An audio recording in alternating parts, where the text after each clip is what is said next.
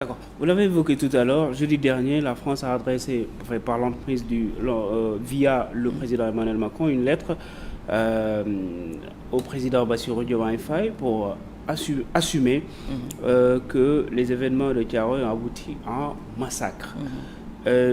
Si vous entendez ce mot-là, assumer, le mot massacre, Thiaroye 44 a été un massacre, cela vous fait quoi?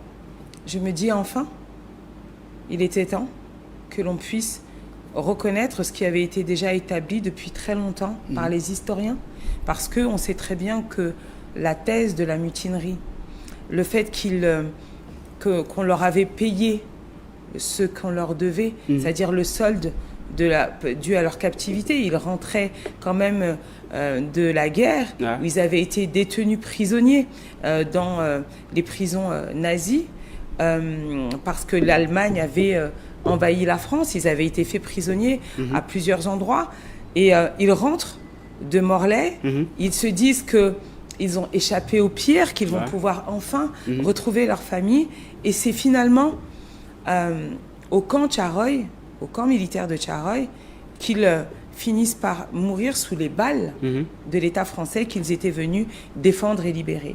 Donc je crois que oui, le mot que je dirais c'est enfin. Il y a cette reconnaissance que nous appelions de nos voeux depuis très longtemps. Et je crois que c'est un pas important dans les relations entre le Sénégal et la France. Et c'est aussi un pas important dans notre désir de manifestation de la vérité. Vous voulez faire la lumière sur cette affaire, mais quoique il y a des zones d'ombre, notamment sur le nombre de morts.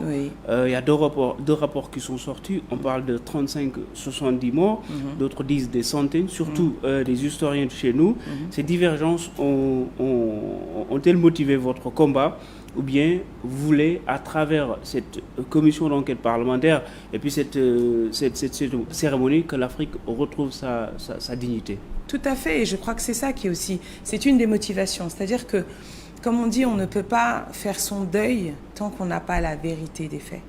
Et je crois que c'est aussi à travers cette manifestation de la vérité, et vous l'avez dit, certains rapports font état de 35, 70 victimes. Les historiens, qu'ils soient sénégalais ou français, parlent de plusieurs centaines de victimes. Donc ça, c'est important. Parce que lorsque vous aurez rétabli le nom des victimes, vous pourrez aussi rendre leur honneur à ces soldats.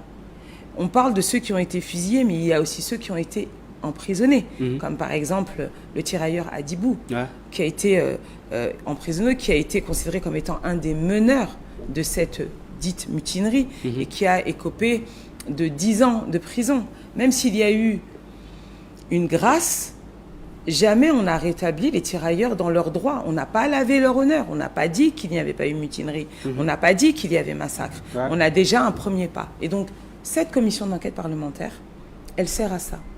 Rétablir la vérité des faits, mais surtout rendre leur honneur à ceux qu'on avait enrôlés souvent de force, qui sont venus libérer la France, qui étaient revenus dans leur foyer, dans leur mère patrie, pour certains, les Sénégalais, qui espéraient pouvoir retrouver leur famille et qui, après avoir échappé à l'horreur de la guerre, finalement auront péri sous les balles des autorités françaises. Je crois que c'est un moment important.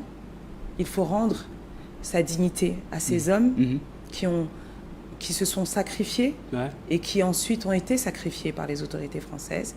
Et je crois que ça participera aussi à ce que les enfants issus de la diaspora se sentent pleinement respectés et intégrés à cette histoire commune que nous avons entre la France et le Sénégal.